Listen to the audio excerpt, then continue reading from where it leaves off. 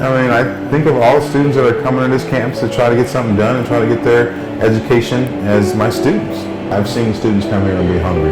I've seen them, not being able to afford. I've seen students dig out of the garbage can. 15 years ago, through a student named Jeremy Nikoloff, our grad rep, we started the All Organic Farmers Market. And so through that farmers market, it kind of spearheaded to where you are right now in the permanent pantry. 15 years ago, the students saw a need to want something different to eat. They didn't like the options that were on campus. They wanted something that reflected more of the city they were in, and they wanted to be more nutritious and healthy. We started with 50 folks, and now, as of last Monday, not a Veterans Day, but the Monday before that, we served 470 students. So to me, yeah, that's an increase. We started with 50, and now we're up to almost 500. Cupboard was an emergency situation. The university made a promise to the students that they would open up a permanent pantry, and the timeline was not feasible. And so AS stepped in and said, hey, we have a space up in the pyramid. We will try to come up with an emergency snack program because we cannot do any more than we're doing at the annex. So that was opened up in the pyramid, and through some political might and students, the hangry students I call them, protested, did a lot of political push around campus, and they gave me pretty much the political power and the might to build this. I happen to be the executive director at the time and also the person who spearheaded this as a program. So I used that might of the students and what they wanted to negotiate our way into this lovely big permanent space you're looking at. I don't think there was a program like this. This is unique. What AS does, in my opinion, especially at San Francisco State, we look at what is needed and we try the impossible. And we've made it happen. I don't think anyone would have expected this, a large refrigerating unit. This used to be where we used to watch soap operas. This was just a kind of a dead space where people ate their lunch. Now we're providing services, that are invaluable, and I don't think we'll really see the value of this for years to come. Right. So that was the first notion. So being working for Associated Students, which is their mission to help students, I went to my peers and my boss at the time and said, hey, I think this is a worthwhile program. Is there a way we can maybe make this happen? At the time, we did not know it would be free. We didn't know that the food bank would come in and partner and provide all these services without a cost. All we knew is that we knew there was a need. We knew there were students out there that could not afford to get the services that we were providing at the farmers market. So we wanted to find a way to do that. And so I went and I pushed and I did like water does, and I go through every crack. And so I found a way. And sometimes you just got to continue to try, and you continue to push, and you find the soft areas, and you make it happen. My research started by looking at a report that was put out by Cal State University's Basic Needs Initiative, and that's where I saw some of these issues that were happening at SF State, particularly.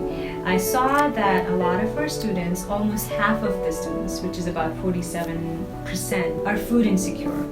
And in the bigger context of things, it makes sense that this is San Francisco, Bay Area, the cost of living is high, in general and whatnot. So you see all these additional factors, but those numbers got me thinking, what are the resources that are available at this institution? Now the good news is there are resources that are available on campus. So there's the food pantry, there is the CalFresh clinic, there is the Dean's On Call emergency meal program that is there. So some resources exist. The problem was a lot of students are not aware of them. So a lot of the students don't know that these resources exist. And that is how I got into this area of maybe I can do something about it. And that's where this whole idea of the campaign Savor and Succeed started. That we want to promote the available resources that are present on campus, and we want to make sure that students know how to use them. And that is exactly what we're doing in one part of the research study. Of course, the other part is focus groups, and we want to see what students' perspectives are on this issue of food insecurity, and then also food literacy, because that would tell me which direction to move forward in the future looking at student feedback. And that is important, because if that's the population we're working with, their feedback is very important, and getting that feedback will help us guide future directions. Some of the things we have seen so far have been positive responses. People, and we have a lot of resources. So the Instagram account is one resource where it's the social media piece. Mm-hmm. And the reason we have it there is because students use Instagram as one of the most used social media tools. So we wanted to be present there. I'd say that there's, with the CSU report being released and more awareness of it, that's really kind of encouraged more students to be more open about it. And so we have more programs and things that are kind of addressing it and getting the word out more about it. So we definitely are seeing more students who are comfortable kind of speaking about it. I think it was one of those things where it just wasn't talked about a lot until it was identified as a problem, even though it was an issue beforehand. It just hadn't really gotten the spotlight. A lot of evidence and research that points toward, providing cooking as a skill-based education that can help students to learn this important skill, helps to make healthier eating choices. Cooking at home, you have more control over what you're eating, and it also helps to save a lot of money by having that skill to be able to prepare meals at home. It's also, a time when a lot of students might be on their own for the first time, maybe haven't had to really prepare a lot of meals for themselves. So it's kind of a skill that is identified as being a little bit lower in this population. As a nutrition health educator, I think that kind of put things back because for a long time there weren't any cooking classes happening.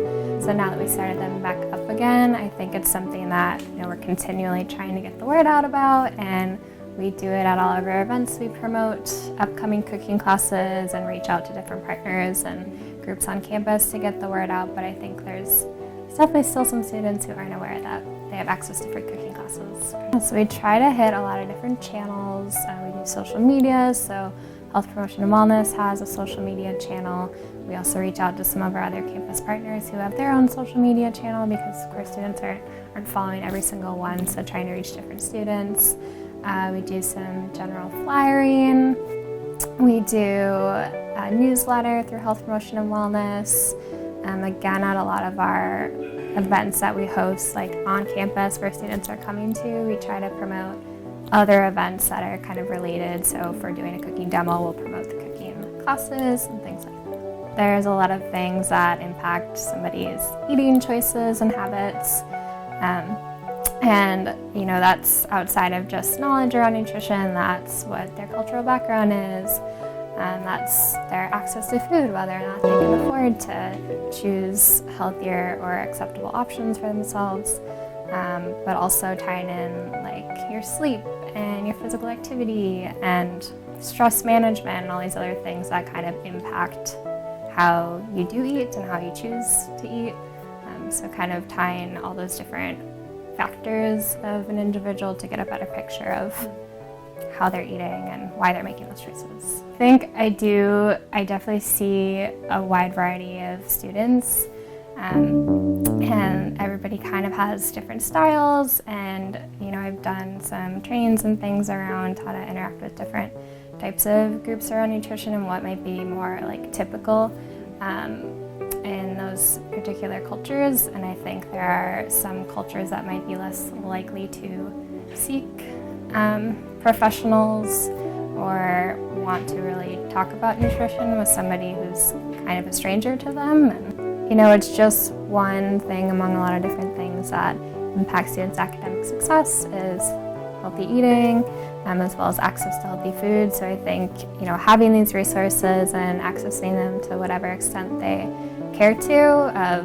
We do have all these great resources for improving food insecurity and helping students access healthy and accessible food, as well as different educational resources or opportunities to build skills in different nutrition or cooking concepts. So I think whatever students kind of feel like they might need more support around or are interested in, I think